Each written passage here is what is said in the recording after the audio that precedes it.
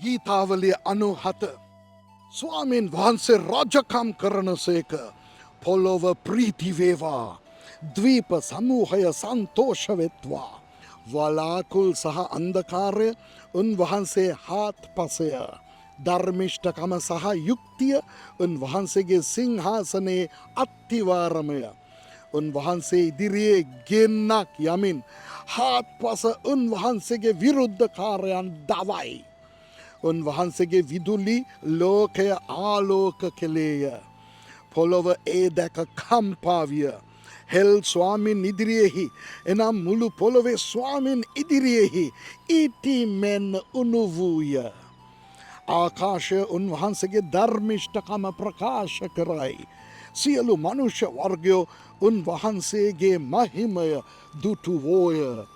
රූපවලට මෙහෙ කරන්නා වූ පිළිම ගැන පාරට්ටු කරගන්නා වූ සියල්ලෝ ලැජ්ජාවෙත්වා දෙවිවරු සියල්ලෙනි උන්වහන්සේට නමස්කාර කරාව ස්වාමිනි සියොන් අසා සන්තෝෂ වූවාය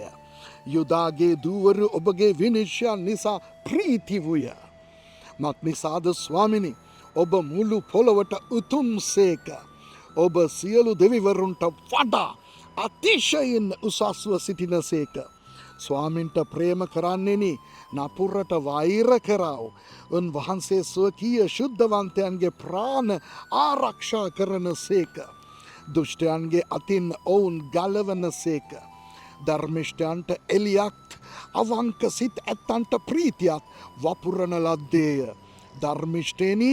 ස්වාමින් කෙරෙහි ප්‍රීතිවාව උන්වහන්සේගේ ශුද්ධ වූ නාමයට ස්තුති කරාව ආමෙන්